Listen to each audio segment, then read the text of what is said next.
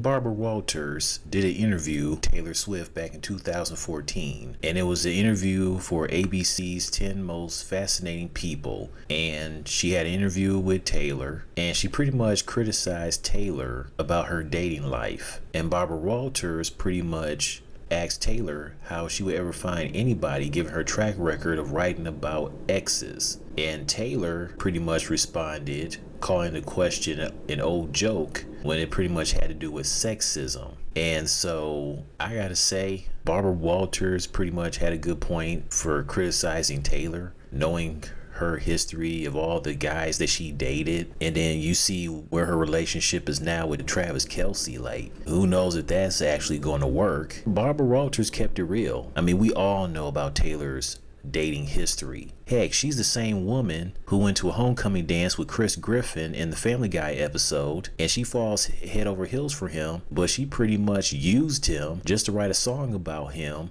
for the sake of her fans to continue liking her and still, you know, being by her side. Otherwise, she would lose her fans if she didn't continue writing breakup songs. Plus, I'm sure some people thought it was weird looking back on that episode for Taylor, who was in real life 25 when the Family Guy episode aired, with her in the Family Guy universe dating a 14-year-old boy and Chris Griffin. I mean, some of you guys probably thought that was pretty weird. I mean, I know it's a cartoon, but still, like, it'll obviously be weird for her to fall in love and be dating a teenager in high school. In fact, I heard that Taylor actually dated one of the Kennedy boys. I think it was Connor. Yeah, Connor Kennedy. They dated, but I think they dated when he was 17 years old. He wasn't exactly 18 yet, and he was still in high school. And I'm like, what the hell?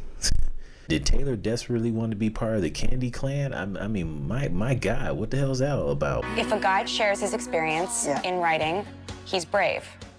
If a woman shares her experience in writing, she's oversharing, and she's over-emotional, or she might be crazy, or watch out, she'll write a song about you. Yeah, well, there is that. But that joke is so old, and it's coming from a place of such sexism. Then she does an interview with Kris Jenner and Kim, Khloe, and Kourtney Kardashian. And she brought up how many people believe that they are all famous for the sake of being famous. And I like how Barbara Walters straight up said, you don't really act, you don't sing, you don't dance, you don't have any, forgive me, any talent. And it's true. I mean, they really don't have any talent. And I know people ask themselves and wonder to this day, how the hell did they get famous? But we're still entertaining people. I think it's more of a challenge for you to go on a reality show and get people to fall in love with you for being you. So there is definitely a lot more pressure, I think, to be famous for being ourselves than to play a character. But I don't think we disagree. Like, none of us think we have talents. Like, none of us think we could sing or act or dance. You know, I think it's so cute the way Kim says, I think it's more of a challenge for you to go on a reality show and get people to fall in love for you for being you.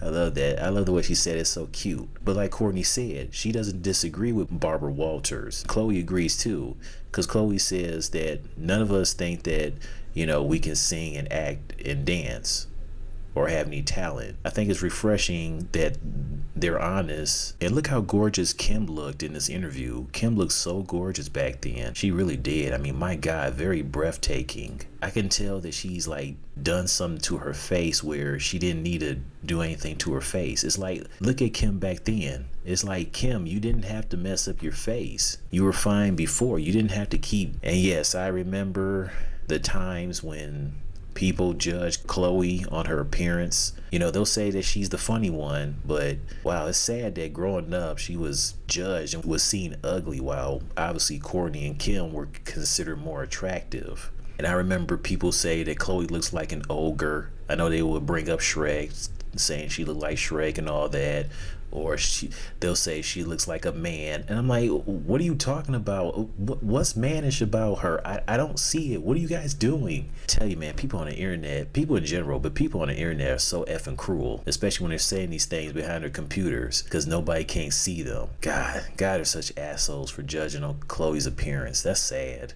Anyways, that's all I gotta say about the 2 interviews back in 2014. Shout out to late Barbara Walters. She was on point with this crap. Anyway, see ya.